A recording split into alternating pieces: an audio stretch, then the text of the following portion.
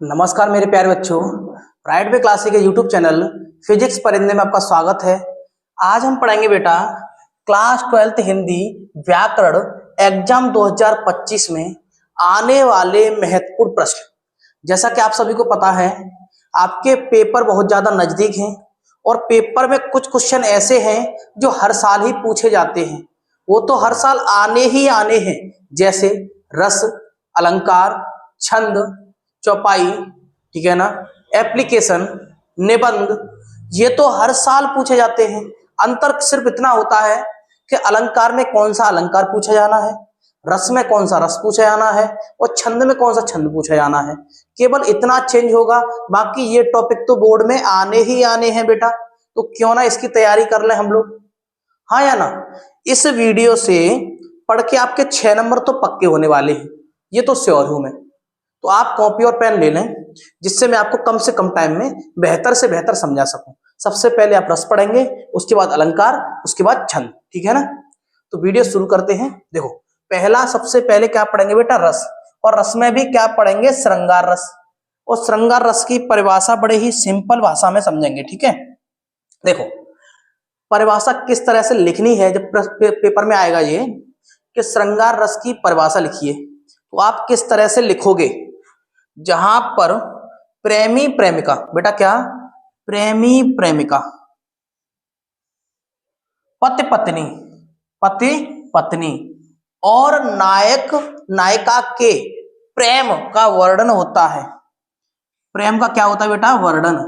जब प्रेमी और प्रेमिका आपस में प्यार भरी बातें कर रहे हो, या पति पत्नी आपस में प्यार भरी बातें करते हैं, नॉर्मल सी बात है, ठीक है ना। इसी तरह नायक और नायिका प्रेम भरी बातों का वर्णन करें, प्रेम भरी बातों का वर्णन होता है, वहां पर श्रृंगार रस उत्पन्न होता है। वहां पर कैसा बेटा रस उत्पन्न होता है, श्रृंगार रस। एक एग्जाम्पल के माध्यम से अपन लोग समझेंगे, ठीक है।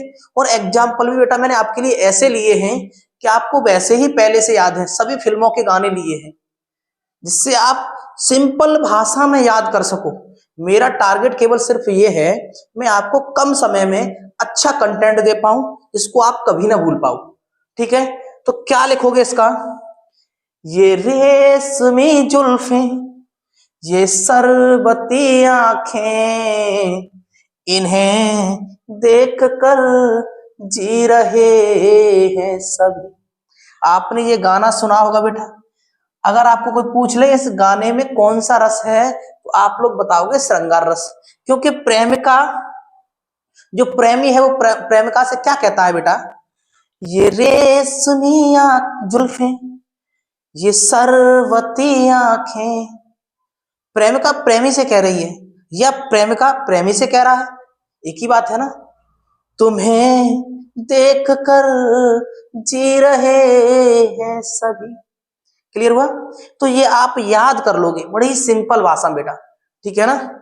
तो आगे देखेंगे, सिंपल सिंपल से आपके लिए एग्जांपल है। अगला है करुण रस बेटा। क्या है, करुण रस।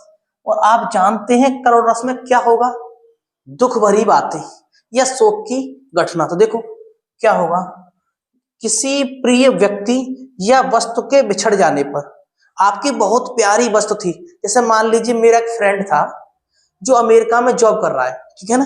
अब वो बिछड़ गया ना मुझसे, तो मेरी जो फीलिंग आएंगी वो कैसी आएंगी, शोक वाली। कैसी आएंगी, शोक वाली। जब शोक स्थायी भाव, इसका क्या होता है बेटा, शोक जागृत होता है। ध्यान से सुनना, किस तरह से आप इसकी परिभाषा लिखोगे। जब किसी प्रिय व्यक्ति या वस्तु के बिछड़ जाने पर शोक नामक स्थायी भाव जागृत होता है, उसे हम करुण रस कहते हैं। क्या कहते हैं बेटा, करुण रस। इसका एग्जाम्पल कैसे लिखेंगे, बड़े ध्यान से सुनना है। एग्जाम्पल मैंने आपके लिए ऐसा ढूंढा है कि भूल कर भी भूल ना पाओ। हे मेरे दोस्त लौट के आजा, बिन तेरे जिंदगी अधूरी है। याद हुआ। मैं अपने दोस्त से कह रहा हूं, बेटा लौट के आजा, तेरे बिन जिंदगी अधूरी है मेरे दोस्त। ये मैं अपने दोस्त से बातें कर रहा हूं। तब कौन सा रस उत्पन्न होगा बेटा, करुण रस। क्या उत्पन्न होगा, करुण रस। याद हुआ। आगे चला जाए, अगला है हास्य रस बेटा। हास्य रस में हंसने वाली बातें होंगी। तो कैसे होंगी, देखो इसकी परिभाषा किस तरह से लिखोगे आप। जब किसी व्यक्ति या वस्तु के आकार, वेशभूषा, विकृत रूप आदि को देखकर हमारे हृदय में, किसमें, हमारे हृदय में जो किसका भाव उत्पन्न होता है, हास्य का भाव उत्पन्न होता है बेटा। हास्य का भाव उत्पन्न या होता है, जागृत होता है, उसे अपन लोग क्या कहते हैं, हास्य रस। क्या कहते हैं, हास्य रस।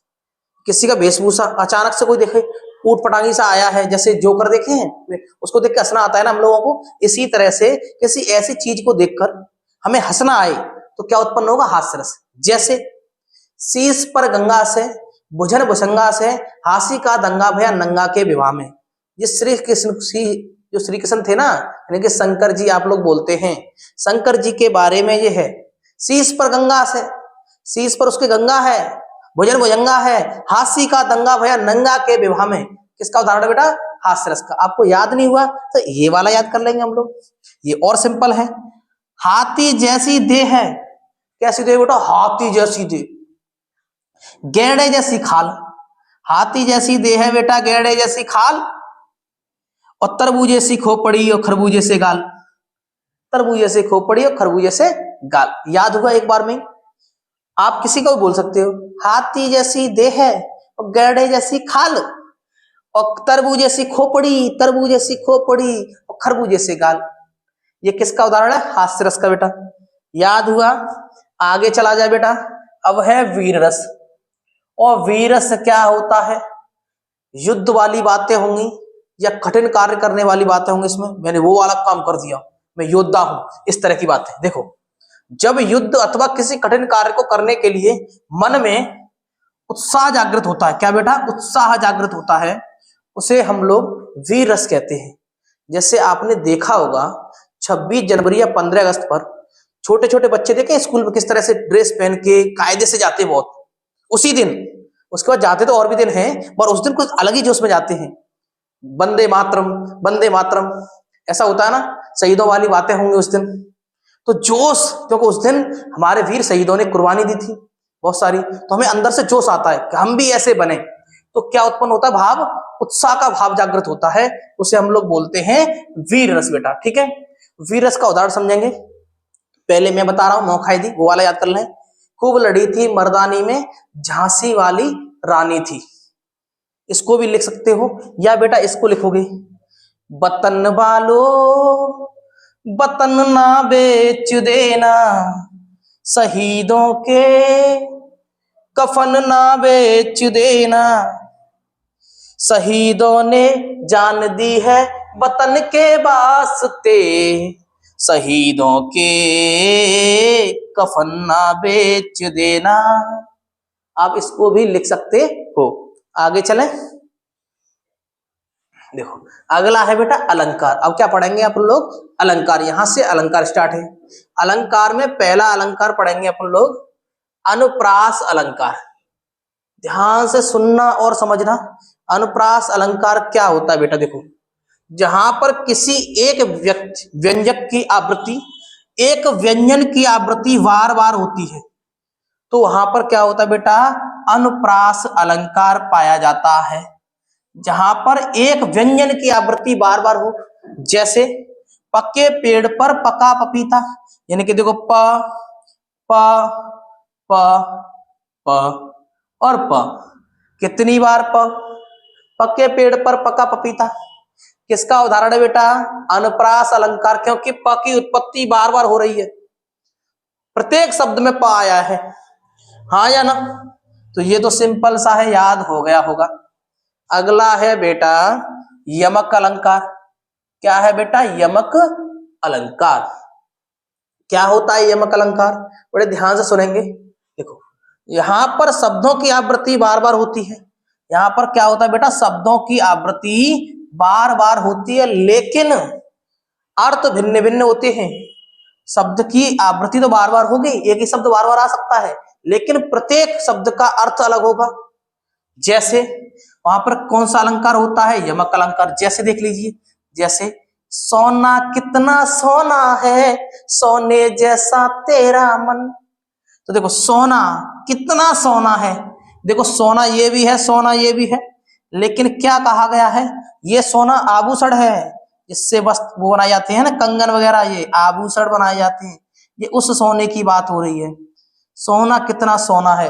अब सोने की तुलना कभी ने अपनी प्रेमिका से कर दिया, सोना कितना सोना है, सोने जैसा तेरा मन।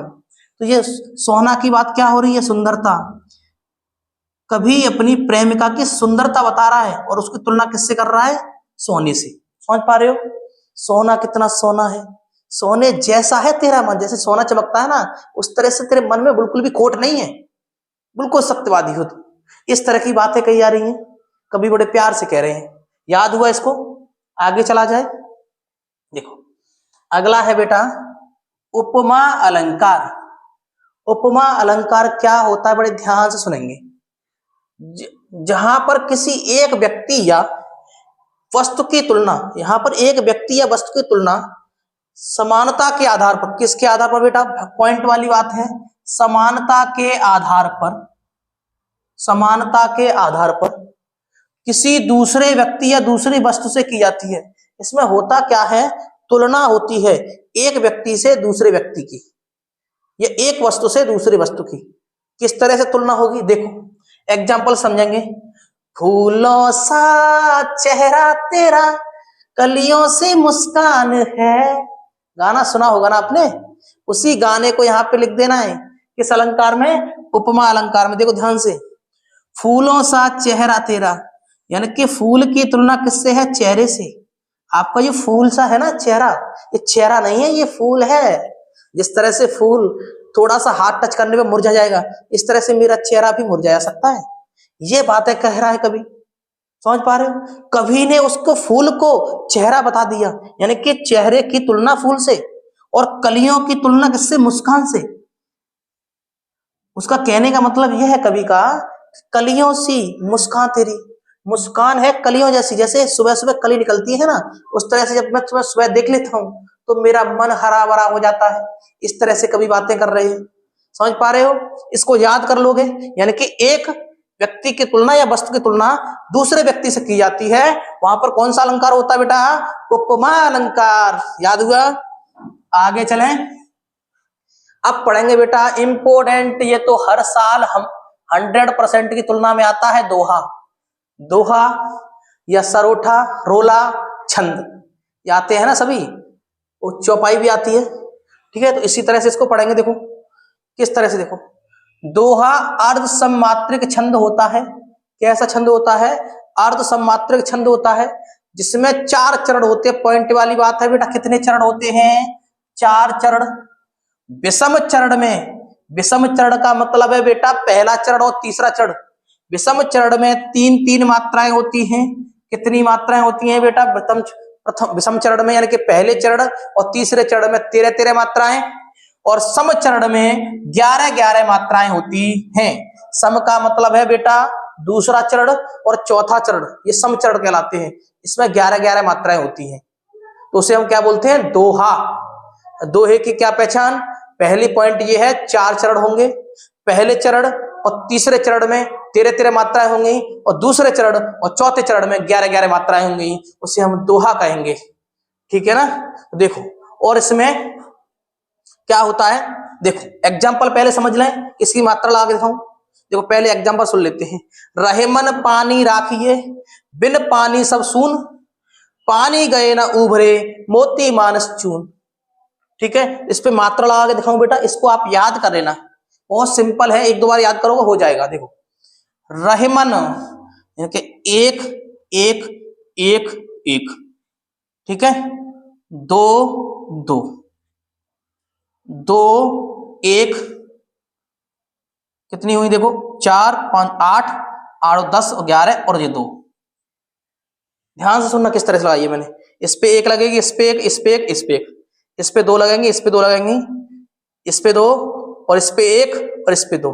तो इस तरह से देखो कितनी, 5 और 5 10, 5 और 4 9, 9 4 13, कितनी मात्रा हुई बेटा, 13। अगर इस पे लगाना चाहूं तो कितनी होनी चाहिए, 11। देखो 1 और इस पे 1, इस पे 2, इस पे 2 इस पे एक, इस पे एक, इस पे दो और इस पे एक। काउंट करो बेटा, 2 और 2 4 6, 6 और 2 8, 8 और 3 11। कितनी है? 8 और 3 11। इसी तरह से इस पे होंगी 13, इस पे होंगी 11। ठीक है, तो पहले चरण और तीसरे चरण में कितनी होंगी बेटा? इसमें और इसमें कितनी? 13 मात्राएं लगा लेना आप। ठीक है, दूसरे और चौथे में 11 मात्राएं। इसको याद कर लोगे। रहमन पानी राखिए, बिन पानी सब सून, पानी गए ना उबरे, मोती मानस चून। शून, चून ही है ना सही लिखा हुआ है। ठीक है, आगे चले, इसको देखते हैं चौपाई। अब पढ़ेंगे बेटा चौपाई। चौपाई या दोहा में से कोई ना कोई पूछा ही जाता है, इंपोर्टेंट है। ठीक है, इसको भी देख लीजिए। चौपाई मात्रिक समछंद्र का एक भेद है। इसमें भी 4 चरण होते हैं बेटा। कितने चरण? 4 चरण होते हैं। ठीक है, प्रत्येक चरण में 16 मात्राएं होती हैं। इसमें 4 चरण है, प्रत्येक चरण में 16 मात्राएं होती हैं, उसको बोलते हैं चौपाई। याद करोगे, चौपाई में 4 चरण होते हैं और प्रत्येक चरण में 16 मात्राएं होती हैं, उसे हम लोग बोलते हैं चौपाई। तो जैसे ये चौपाई आपने प्रत्येक घर में है ये, हाँ या ना? जितने भी मेरे हिंदू भाई वीडियो देख रहे हैं, वैसे तो सभी देखते हैं, वो हिंदू भाई बहनों के घर में ये गाते ही गाते हैं ये चौपाई। जैसे जय हनुमान ज्ञान गुर सागर, जय कपीस लोक उजागर, रामदूत अतुलित बलधामा, अंजनी पुत्र पवन सुत नामा। ये तो 100% पढ़ी जाती है, हाँ या ना? चौपाई। तो इस चौपाई को आप याद कर लेना बेटा, ठीक है ना? और जो हिंदू भाई नहीं है वो कोई दूसरी याद कर ले, इसको भी याद कर सकते हैं। क्या परेशानी, पेपर में लिखना ही तो है। ठीक है, क्या हिंदू क्या मुस्लिम, सब भाई भाई आपस में। देखो इस पे कितनी लगेंगी? 16।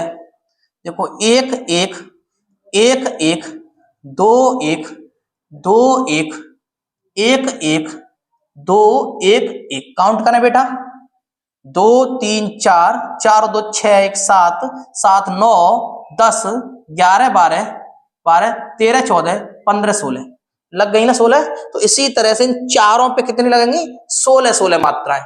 क्लियर हुआ? तो उससे हम लोग बोलते हैं चौपाई। चारों पे लगा के दिखाऊं तो टाइम ज्यादा होगा, आप भी जानते हो वीडियो ज्यादा लंबी हो जाएगी, तो आप लगा लेना, इतना तो जानते होंगे। अब इसका स्क्रीनशॉट बेटा कर लीजिए सभी का, ठीक है ना? कर लीजिए जल्दी से।